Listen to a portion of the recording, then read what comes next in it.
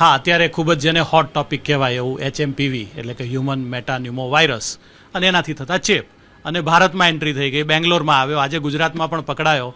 એટલે સારી એવી લોકોને ઉત્તેજના હશે અને થોડો ભય પણ હશે. પણ જો સાયન્ટિફિક માહિતીની વાત કરીએ તો 2001થી આ વાયરસ પૃથ્વી પર અવતરી ચૂક્યો છે.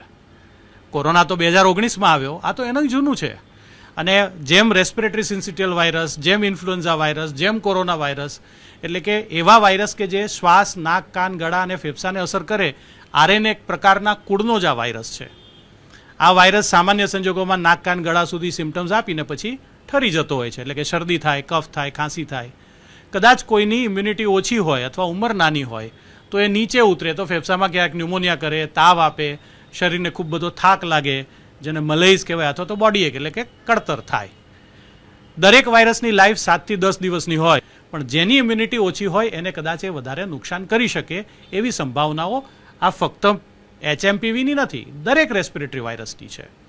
આપણે તો આજે તો એવું જ લઈએ લાઇટર વેમાં કે આપણને કોરોનાનો રિફ્રેશર કોર્સ કરવા માટે ભગવાને આને પાછો મોકલ્યો છે, કારણ કે આપણે જે ડિસ્ટન્સિંગ કરતા હતા, આપણે હેન્ડ હાઇજીન રાખતા હતા, આપણે જે માસ્ક પહેરતા હતા, બધું ભૂલી ગયા. આપણી બધી મેમરીમાંથી એ બધું ડિલીટ થયું ને, એટલે ભગવાને એક મોકલ્યો કે સારું હવે તું આ જા.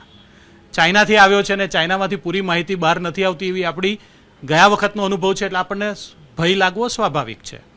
ડરવાની જરૂર નથી, આનાથી કોઈ પણ એવી ગંભીર અફવાઓ ફેલાવવાની પણ જરૂર નથી. પરંતુ જો મને શરદી થઈ, જો મને કફ થયો, મને જો ખાંસી આવી, તો મારે મારું માસ્ક પહેરવું, હેન્ડવોશ કરવા, ડિસ્ટન્સિંગ રાખવું, એવી સાદી કાળજી આપણે સામાન્ય સંજોગોમાં પણ લેતા હોઈએ એ જ લેવાની છે.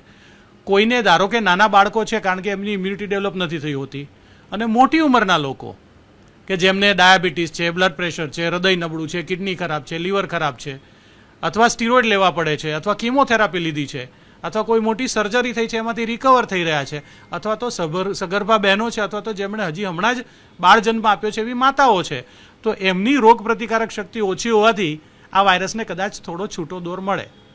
પરંતુ સ્ટેટિસ્ટિકલી પણ આ વાયરસ એટલો ઘાતક નથી. આપણે કાળજી લઈએ અને જેને પણ ચિહ્નો આવે એના માટેની RT-PCR ટેસ્ટ છે. આ તો પેલી ગુજરાતી કહેવત છે ને, છીંડીએ ચડ્યો એ ચોર. એટલે આ તો 2001થી આ વાયરસ ફરે જ છે, પણ હવે આ કારણ કે પકડાયો, અને કારણ કે ચાઇનાના જે ન્યૂઝ આવે છે એમાં એવું ચોખ્ખું લખેલું છે કે ફક્ત HMPV નથી, ત્યાં કોરોનાના કેસીસ પણ આવે છે, ત્યાં ઇન્ફ્લુએન્ઝાના કેસીસ પણ આવે છે, ત્યાં રેસ્પિરેટરી સિન્સિટિયલ વાયરસના પણ કેસીસ આવે છે, ત્યાં એટિપિકલ ન્યુમોનિયા એટલે કે ક્લેમાઇડા માઇક્લોપ્લાઝમાના પણ કેસીસ આવે છે. આ બધાએ ભેગા થઈને ઘણા બધા કેસ, કારણ કે આ એની ફેવરેબલ ઋતુ છે. શિયાળો હોવો, બંધિયાર વાતાવરણ હોવું, લોકોને છીંકો આવવી, ખાંસી થવી, એટલે વાતાવરણમાં એ વાયરસ ખૂબ બધો ભરેલો હોય. એટલે ત્યારે જેનું ઘર નબળું હોય એના ઘરમાં ચોરી થાય, એવી રીતે જેની ઇમ્યુનિટી ઓછી હોય એને આ વાયરસ લાગે અને સિમ્ટમ્સ આપે.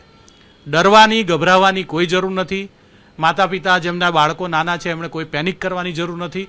સાવચેતી રાખવી. બાળકો સ્કૂલમાંથી આવે, શરદી ખાંસી છીકો થાય, સામાન્ય શરદી ખાંસી છીકો જેવું જ જણાતું હોય તો તમારા ડૉક્ટર પાસે વાત કરીને એની સિમ્ટમેટિક કેર જ લેવાની છે. આવા મીડિયાના માધ્યમથી સાચી માહિતી મેળવજો. ગૂગલ યુનિવર્સિટીઓમાં નહીં ને અફવા ફેલાવતા નહીં, અને પોતાની કાળજી લેજો. ઘરમાં જે વડીલો છે એમની કાળજી લેજો, અને ખાસ કરીને જેમને શ્વાસના રોગ છે, દમનો રોગ છે, લંગ ફાઇબ્રોસિસ છે, એવા કેસમાં જો આ વાયરસ અંદર જાય તો કદાચ વધારે નુકસાન કરી શકે, શક્યતા છે. કરશે એવી અત્યારે આપણી આગળ માહિતી નથી.